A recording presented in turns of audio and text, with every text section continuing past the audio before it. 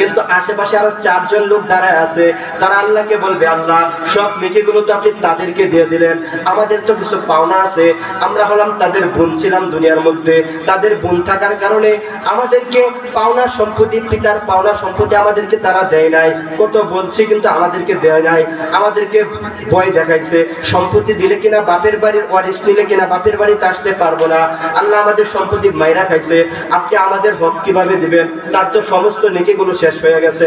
তখন বান্দাও কিছু বলতে পারবে না, আফসোস করতে থাকবে। আল্লাহ বলবে, রে বান্দা, তোমার তো সমস্ত নেকিগুলো শেষ হয়ে গেছে, আর তো তোমার পাওনা দেওয়ার মতো অধিকার আদায় করার মতো কোনো নেকি নাই। এখন তোমার বোনের আমলনামার মধ্যে যে গুনাহগুলো আছে সেই গুনাহগুলো তুমি নিজে নিয়ে নাও, তুমি জাহান্নামের মধ্যে চইলা যাওয়ার তোমার বোনকে জান্নাতের মধ্যে দিয়া দিব। সমাজের মধ্যে 100 থেকে 90% মুসলমান তারা সন্তানের ছেলেদের সম্পত্তি সুন্দরভাবে মৃত্যুর পূর্বেই লিখে দিয়ে যায়, কিন্তু মেয়ে যে আছে সেই মেয়ের সম্পত্তি কোনো মানুষ দেয় না। অনেক মানুষ মেয়ের সম্পত্তি দেয় না।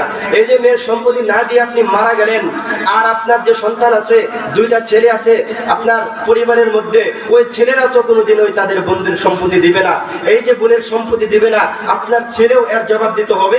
আপনি পিতা হয়ে মৃত্যুবরণ করছেন, আপনাকেও জবাবদিহি করতে হবে। একটা বিষয় দেখেন, আপনার মৃত্যুর পরে দেখবেন আপনার মেয়ে আপনার জন্য বেশি কান্নাকাটি করবে। আপনার মৃত্যুর পরে দেখবেন আপনার মেয়ে আপনার কবরের পাশে, আপনার মেয়ে আপনার কবরের পাশে না দাঁড়াইতে পারো, ঘরের মধ্যে বসে বসে তারা কি করবে, কোরআন তেলাওয়াত করে করে আপনার জন্য সব রেসানি করবে। সমাজের বাস্তবতায় এটা, ছেলেদের চাইতে মেয়েদের দরদ বেশি থাকে। আপনি যে মেয়েকে ঠকাইলেন, এই যে একটা কাজ করলেন, জুলুম করলেন তাদের উপরে, এই জন্য আল্লাহর কাছে আপনার জবাব দিতে হবে। তাদের সম্পদ আপনি মেরে খাইলেন, এর জন্য আপনার জবাব দিতে হবে। হাদিসে পাকের মধ্যে বিশ্বনবী সাল্লাল্লাহু আলাইহি ওয়াসাল্লাম, আলা কুল্লুকুম রাইন ওয়া কুল্লুকুম মাসউলুন আন রাইয়াতিহি, বিশ্বনবী সাল্লাল্লাহু আলাইহি ওয়াসাল্লাম বলতেছেন, প্রত্যেকটি ব্যক্তিকে তাদের অধীনস্থদের ব্যাপারে জিজ্ঞাসা করা হবে। আপনি আপনার পরিবারের মধ্যে বড় ভাই, আপনাকে জিজ্ঞাসা করা হবে বোনদের সম্পত্তি তুমি দিছো কিনা, বোনদের সম্পত্তি সঠিকভাবে আদায় করছো কিনা, বোনদেরকে স্বামীর বাড়িতে পাঠায় দিছো। যখন তারা সম্পত্তির কথা বলে তাদেরকে তুমি বইলা দাও, যদি সম্পত্তি আমার কাছ থেকে নিয়ে নেস তাহলে কোনোদিন বাপের বাড়ির চেহারা দেখতে পারবে না, বাপের বাড়ির মধ্যে পাড়া দিতে পারবে না। এই কথা বলে আপনি আপনার মেয়েদেরকে, আপনার বোনদেরকে আপনি পাঠায় দিয়েছেন। এই কথাটা বলে তাদের অধিকার থেকে আপনি লঙ্ঘন করেছেন। এই অধিকার লঙ্ঘন করার কারণে বিশ্বনবী সাল্লাল্লাহু আলাইহি ওয়াসাল্লাম বলেন, লা ইয়াদখুলুল জান্নাতা কাতি', যে ব্যক্তি আত্মীয়তার সম্পর্ক ছিন্ন করবে সেই ব্যক্তি কখনোই জান্নাতের মধ্যে প্রবেশ করতে পারবে না। আর আপনার বোনকে আপনি সম্পত্তি দিলেন না, আপনি একা একা সম্পত্তি নিয়ে নিছেন। যত বড় হজ আপনি করেন, যত বড় উমরা আপনি করেন, যত বড় দান সদকা করেন না কেন, আপনি বোনের সম্পত্তি না দেওয়ার কারণে আপনি হারামের উপরে আছেন। যতদিন পর্যন্ত ওই বোন আপনাকে মাফ না করবে, যতদিন পর্যন্ত বোনের সম্পত্তি আপনি আদায় না করবেন, ততদিন পর্যন্ত আল্লাহ পাক রব্বুল আলামিন আপনাকে মাফ করবে না। বিভিন্ন মানুষ আছে বিবাহের পরে স্ত্রীর মোহর আদায় করে না।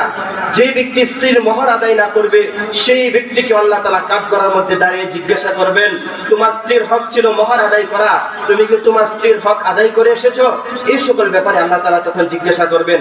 তখন বলেন, আপনি 2 কাঠা 4 কাঠা জমি আপনি নিয়ে নিলেন, ঠিক আছে, 20 লাখ টাকা 50 লাখ টাকার জমি নিয়ে আপনি কয়দিন দুনিয়াতে থাকতে পারবেন, কয় শত বছর আপনি দুনিয়াতে জীবন যাপন করতে পারবেন?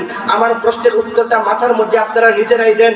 বেশি গেলে 70 বছর, বেশি গেলে 80 বছর আপনি দুনিয়াতে থাকতে পারবেন। ওই যে গোটা হাসরের ময়দান, ওই যে আপনার কবরের মধ্যে শত শত বছর আপনাকে জীবন যাপন করতে হবে। আর বোনদের সম্পত্তি আপনি মেরে খাইছেন, সন্তানদের সম্পত্তি আপনি মেরে খাইছেন, বলেন আপনি আল্লাহর কাছে কি জবাব দিবেন? এই জন্য যাদের বোন আছে সকলের সম্পত্তি আদায় করে দিবেন। যাদের মেয়ে আছে সন্তানদেরকে, ছেলেদেরকে দেওয়ার পাশাপাশি মেয়েদেরকে দিয়ে দেবেন। যদিও না দিয়া থাকেন, ছেলেদের নামে লেখা থাকেন, ছেলেদেরকে বুঝায় সমঝায় বলবেন যে বোনের সম্পত্তি আদায় করে দেওয়ার জন্য। যদি আদায় না করে পিতা হয়েও পাকড়াই হবেন, ভাই হয়েও আপনারা পাকড়াও হবেন। ইসলামের মধ্যে অধিকার আছে, যে অধিকার ইসলামের মধ্যে আছে দুনিয়ার কোন ধর্মের মধ্যে, দুনিয়ার কোন ধর্মমন্ত্রের মধ্যে, অন্য কোন ধর্মের মধ্যে এরকম অধিকার দেওয়া নাই। বিশ্বনবী সাল্লাল্লাহু আলাইহি ওয়াসাল্লাম হাদিসে বলছেন, আল্লাহ পাক কোরআনের মধ্যে বলেছেন মেয়েদের অধিকার, নারীদের অধিকার। একটা সময় ছিল জাহেলি যুগের মধ্যে, যখন মেয়েদের জন্ম নেওয়া খুবই ছিল লাঞ্ছনাদায়ক অবস্থা। মেয়েরা জন্ম নেওয়া ছিল পরিবারের মধ্যে কি খুবই একটা লাঞ্ছনাকর বিষয়। সেই সময় থেকে আমার আপনার নবী বিশ্ব নবী সাল্লাল্লাহু আলাইহি ওয়াসাল্লাম আয়েশা সমস্ত ফিতনা ফাসাদ দূর করেছেন। এখন ইসলামের মধ্যে মেয়েদের সুন্দর অধিকার দেওয়া আছে, ছেলেদেরও সুন্দর অধিকার দেওয়া আছে। যেই জায়গার মধ্যে যেই জিনিস দেওয়া দরকার সেই জায়গার মধ্যে আদায় যদি আপনি করতে না পারেন তাহলে আপনাকে পাকড়াও করা হবে। এই জন্য মুসলমান বলতেছিলাম, বোনদের হক আদায় করবেন, প্রতিবেশীদের হক আদায় করবেন। প্রতিবেশীদের হক যদি যথাযথ আপনি আদায় না করেন, আজকে আপনার বাড়ির পাশে আরেকজনের বাড়ি, এইখানে আপনি গোবরের টাল রাখছেন, আর এই প্রতিবেশী এখানে ঘরের মধ্যে বসে কোরআন তেলাওয়াত করে, আর জানালার পাশে গোবরের টাল থেকে গন্ধ আসতেছে, খারাপ গন্ধ আসতেছে। এই জন্য আল্লাহর কাছে জবাবদিহি করতে হবে। আপনি এখানে আপনার বাড়ি বাঁধছেন 5 তালা করে, আশেপাশে একজন প্রতিবেশীর ঘর মাটির ঘর, 5 তালা থেকে ময়লা ফেলেন, ওই গরিব প্রতিবেশীর টিনের চালের মধ্যে যায় পড়ে, এর জন্য আপনার জবাবদিহি করতে হবে।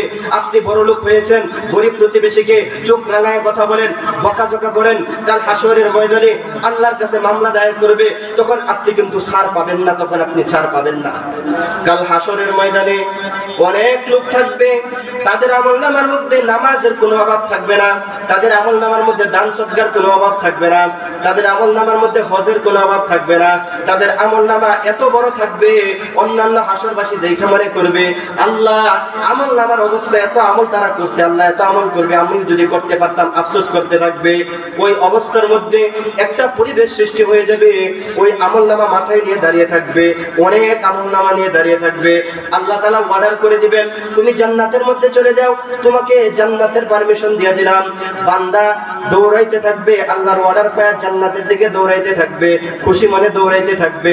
পেছনের দিক থেকে কিছু মানুষ আইসা আল্লাহর কাছে মামলা দায়ের করবে, আল্লাহ আমরা দুনিয়াতে ছিলাম, দুনিয়াতে গরিব মানুষ ছিলাম, আমাদের তেমন ক্ষমতা ছিল না, আল্লাহ আজকে তো এখানে সব সৎ বিচার করা হবে, আজকে তো ক্ষমতা হলো একমাত্র আপনার, আপনাকে ব্যতীত এখানে কেউ কথা বলতে পারবে না। আল্লাহ এই বান্দাকে যে দিলেন আপনি জান্নাতে যাওয়ার জন্য, আমাদের কিছু পাওনা আছে তার কাছে, যতক্ষণ পাওনা আদায় না করবে ততক্ষণ পর্যন্ত আমি তার দাবি ছাড়বো না। তখন আল্লাহ তাআলার কাছে বলার পরে আল্লাহ ফেরেশতাদেরকে বলবেন, ও ফেরেশতাদের দল তোমরা যাও, ওই বান্দাকে আবার পেছনের দিকে নিয়ে আসো, পেছনের দিকে নিয়ে আসো। বান্দা যখন আল্লাহর সামনে উপস্থিত হবে তখন ওই বান্দাদেরকে বলবেন, তোমাদের কি অধিকার, তোমাদের কি হক তারা মেরে আসছে, এই ব্যক্তি কি হক তোমাদের খেয়ে আসছে, মেরে আসছে, কি দাবি তোমাদের, আমার সামনে পেশ করো, আজকে সঠিক বিচার করা হবে।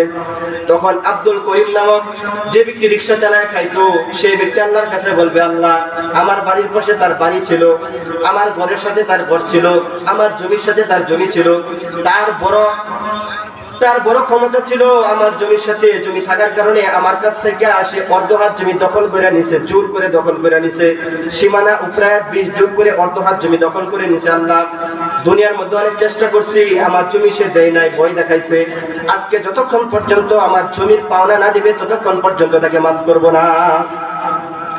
আমার আপনার রব আল্লাহ তাআলা তখন বলবেন, ও বান্দা এখন তার পাওনা আদায় করো।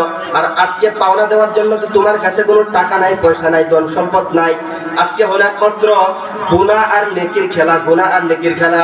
ওই যে তুমি হজ করছো, তোমার মাথার মধ্যে হজের নেকিটা আছে, সেই হজের নেকিটা তুমি দিয়া দাও এই ব্যক্তিকে, সেই ব্যক্তি তোমাকে মাফ করে দিবে। তখন ওই ব্যক্তিটা হজের নেকি তাকে দিয়া দিবে।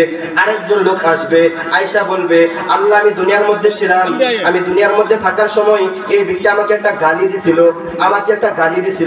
আমার থেকে, আমার গাছ থেকে একটা বড়ই চুরি করে খাইছিল, আমার গাছ থেকে একটা আম চুরি করে খাইছিল, আল্লাহ এর অধিকার আমাকে দিতে হবে। তখন বলবে, তোমার যে নামাজের নেকি আছে 60 বছরের নামাজ, এই 60 বছরের নামাজের সবটাই বান্দাকে দিয়ে দাও। আবার আরেক বান্দা আসবে, তার উজর পেশ করবে, আরেক নেকি তার থেকে দেওয়া হবে। আবার আরেক বান্দা আসবে, তার থেকে দান সৎকার নেকি দিয়ে দেওয়া হবে। সমস্ত নেকিগুলো যখন দিয়ে দেওয়া হবে তখন তার সমস্ত মাথার নেকিগুলো খালি হয়ে যাবে, মাথার মধ্যে আর কোনো নেকি থাকবে না। কিন্তু আশেপাশে আরো 4 জন লোক দাঁড়ায় আছে, তারা আল্লাহকে বলবে, আল্লাহ সব নেকিগুলো তো আপনি তাদেরকে দিয়ে দিলেন, আমাদের তো কিছু পাওনা আছে, আমরা হলাম তাদের বোন ছিলাম দুনিয়ার মধ্যে, তাদের বোন থাকার কারণে আমাদেরকে পাওনা সম্পত্তি, পিতার পাওনা সম্পত্তি আমাদেরকে তারা দেয় নাই, কত বলছি কিন্তু আমাদেরকে দেয় নাই, আমাদেরকে ভয় দেখাইছে, সম্পত্তি দিলে কিনা বাপের বাড়ির ওয়ারিশ নিলে কিনা বাপের বাড়িতে আসতে পারবো না, আল্লাহ আমাদের সম্পত্তি মাইরা খাইছে, আপনি আমাদের হক কিভাবে দিবেন, তার তো সমস্ত নেকিগুলো শেষ হয়ে গেছে। গেছে, তখন বান্দাও কিছু বলতে পারবে না, আফসোস করতে থাকবে। আল্লাহ বলবে, রে বান্দা, তোমার তো সমস্ত নেকিগুলো শেষ হয়ে গেছে, আর তো তোমার পাওনা দেওয়ার মতো, অধিকার আদায় করার মতো কোনো নেকি নাই। এখন তোমার বোনের আমলনামার মধ্যে যে গুনাহগুলো আছে, সেই গুনাহগুলো তুমি নিজে নিয়ে নাও, তুমি জাহান্নামের মধ্যে চলে যাওয়ার তোমার বোনকে জান্নাতের মধ্যে দিয়ে দিব। দেখেন ও আমার মুরব্বী বাবারা, দেখেন বোনের সম্পত্তি যখন আপনারা দিবেন না, এই অধিকার পাওনাদার গুলো থাকবে। এই যে আপনি হজ করছেন, জাকাত দিচ্ছেন, সবকিছু করছেন, নেকির পাহাড় নিয়ে আপনি দাঁড়িয়ে আছেন, এখন দেখেন আপনার নেকির পাওয়ার কোথায় গেছে, এখন দেখেন আপনার নেকির পাওয়ার কোথায় গেছে। সব নেকি তো নিয়ে নিছে পাওনাদারেরা। কষ্ট করে নামাজ পড়তেছেন, শীতের দিনে ঠান্ডা পানি দিয়ে উজু করে ফজরের নামাজ পড়তেছেন, কত কষ্ট করে। এই নেকি যদি অন্য বান্দারা নিয়ে নেয়, তাহলে কি লাভ বলেন না, কি লাভ হবে? আজকে আপনি 20,000 টাকা নিয়ে গেছেন ময়মনসিংহ গেছেন, 20,000 টাকা নিয়ে যাওয়ার পরে চোর আপনার টাকাগুলো চুরি করে নিয়ে গেছে, আপনি আর মার্কেট করতে পারলেন না, তখন কি আপনি আফসোস করবেন না খুব খুশি হবেন? টাকা আপনার, কিন্তু আপনার কাছ থেকে টাকা নিয়ে মার্কেট করছে কে? ছিনতাই করে, চুরে। মার্কেট ঠিকই হয়েছে, কিন্তু কে করছে? চুরে করছে। আপনি তো কিছু করতে পারলেন না। নেকি ঠিকই আপনি নিয়ে গেছেন, আপনার নেকি তো আপনি কাজে লাগাইতে পারেন নাই। আপনার নেকি আপনার বোন যে পাওনাদার ছিল, আপনার নেকি ওই যে রিক্সা চালাইতো, ফ্যান্ডেল মারতো, সেই ব্যক্তি তো নিয়ে নিছে। ওই ব্যক্তি আপনার নেকি নিয়ে নিছে, যার কাছ থেকে একটা আম চুরি করে খাইছিলেন, সেই ব্যক্তি তো এখন নেকি নিয়ে নিছে। বিশ্বনবী সাল্লাল্লাহু আলাইহি ওয়াসাল্লামের উম্মত, যেই উম্মতের মধ্যে লেখা আছে, বিশ্বনবী বলতেছেন, কোন মুমিন মুসলমান যদি সকালবেলায় ফজরের নামাজ আদায় করার পরে সকালবেলায় কোনো অসুস্থ রোগীকে দেখতে যায়, তাহলে আমার আপনার নবী বিশ্বনবী সাল্লাল্লাহু আলাইহি ওয়াসাল্লাম বলেন, ওই ব্যক্তিকে, যে ব্যক্তি কোনো রোগীকে সকালবেলায় দেখতে যাবে, তার আমাদের 70,000 ফেরেশতা সন্ধ্যা পর্যন্ত তাকে ফিট করে দেওয়া হবে, যে 70,000 ফেরেশতা আপনাকে সন্ধ্যা পর্যন্ত পাহারা দিবে। আর যে ব্যক্তি সন্ধ্যাবেলায় কোনো রোগীকে দেখতে যাবে, কোনো প্রতিবেশীকে দেখতে যাবে, অসুস্থ ব্যক্তিকে, সন্ধ্যাবেলায় 70,000 ফেরেশতা ফিট করবে, আর একবার ফজরের আগ পর্যন্ত আপনাকে পাহারাদারি করতে থাকবে। বলেন সুবহানাল্লাহ।